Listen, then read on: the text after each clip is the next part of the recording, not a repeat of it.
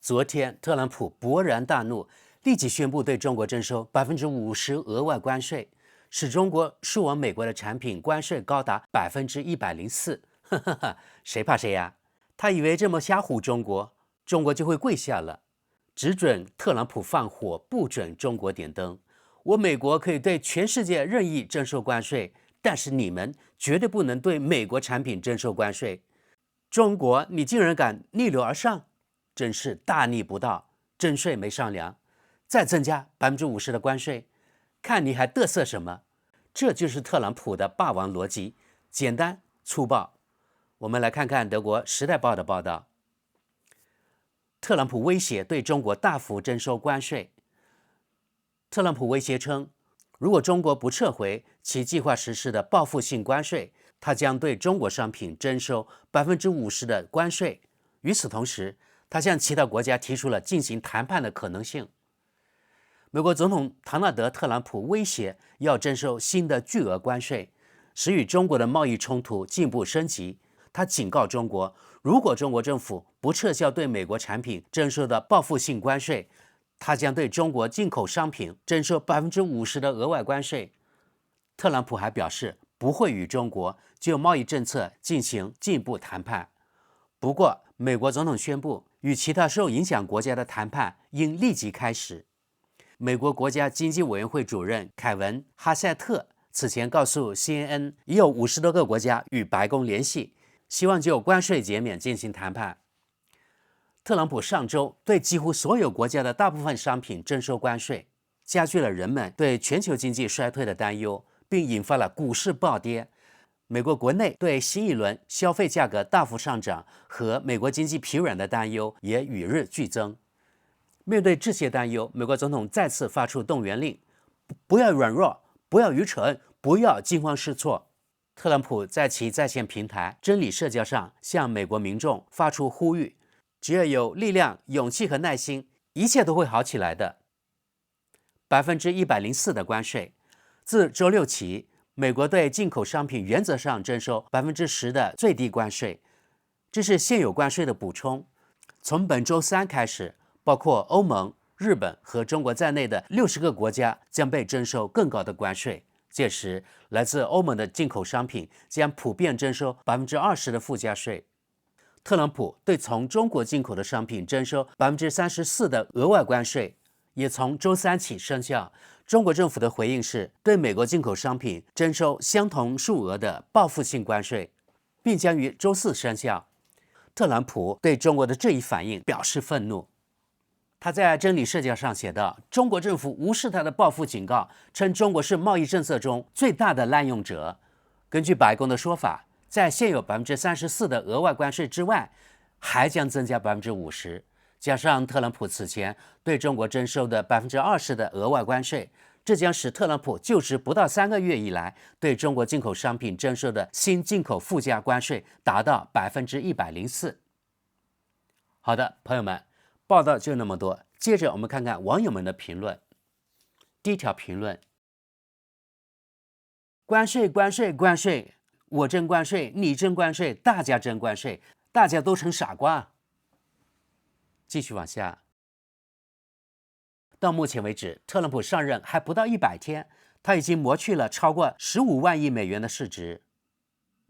为了安抚他，他下令再次下调利率，但鲍威尔暂时抵制了特朗普的意愿。可是他能顶住特朗普的压力多久，又是另一回事。让我提醒一下，2018年第4季度的缩表危机，中国方面威胁要征收报复性关税，而此时特朗普要征收更多关税，这就是所谓的螺旋式升级。再往下，与美国这个糊涂虫谈判完全是胡扯，关税保持不变，征收数字税。下一则，中国胜过美国。过去，中国已经表明，他对自己的发展方向有着清晰的认识，基于精确的分析，并有耐心加以实施。因此，中国取得了前所未有的长足发展。而作为一个中央调控体制，中国有足够的可能性和对内的冷酷性来实现这一点。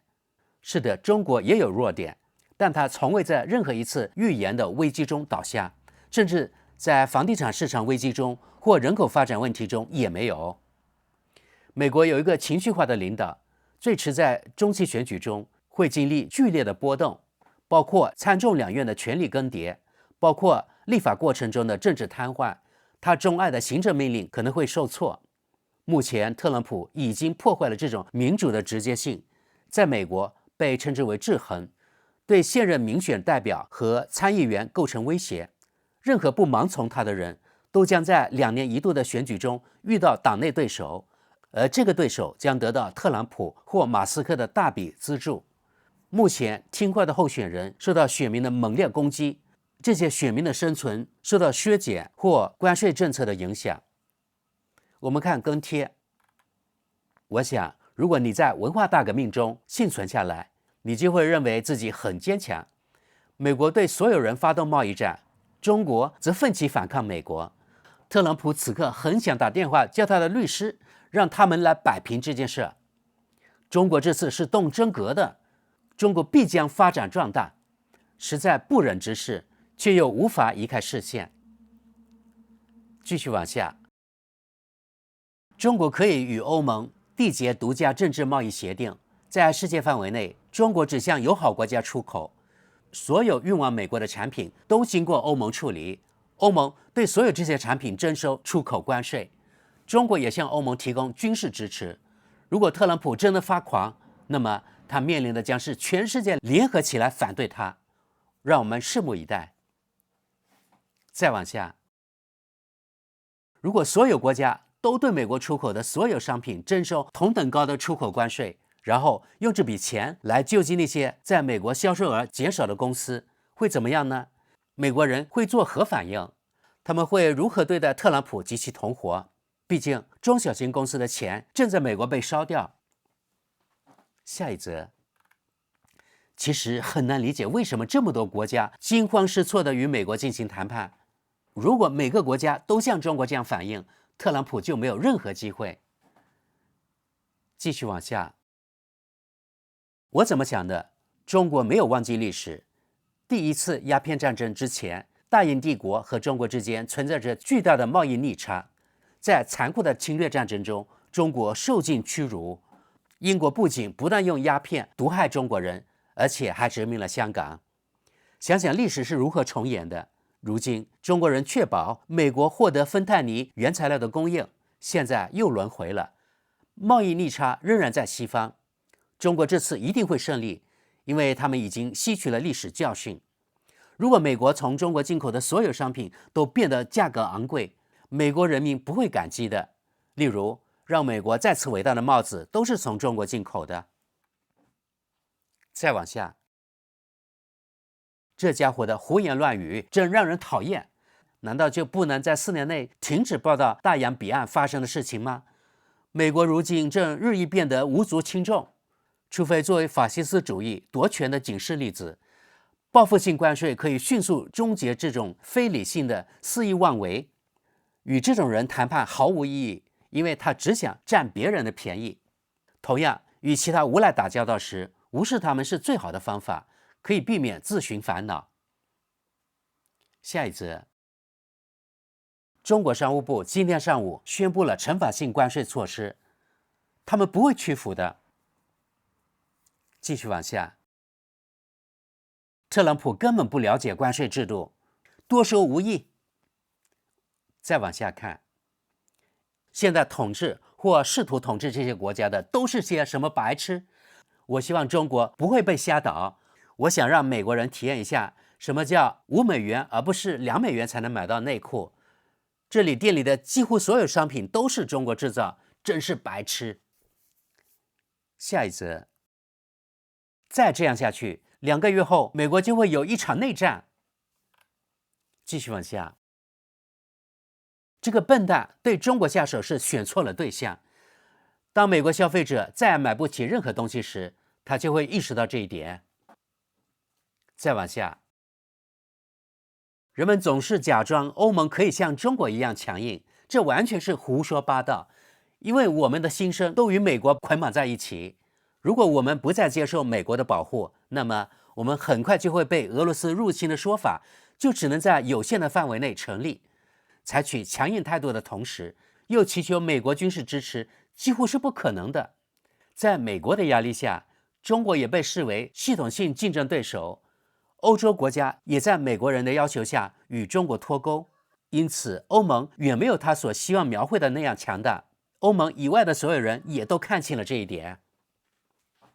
下一则，我希望中国不要屈服，从而为其他国家树立榜样。欧盟也不应该让步，日本也不应该让步，因为日本近年来在美国的产能方面投资巨大。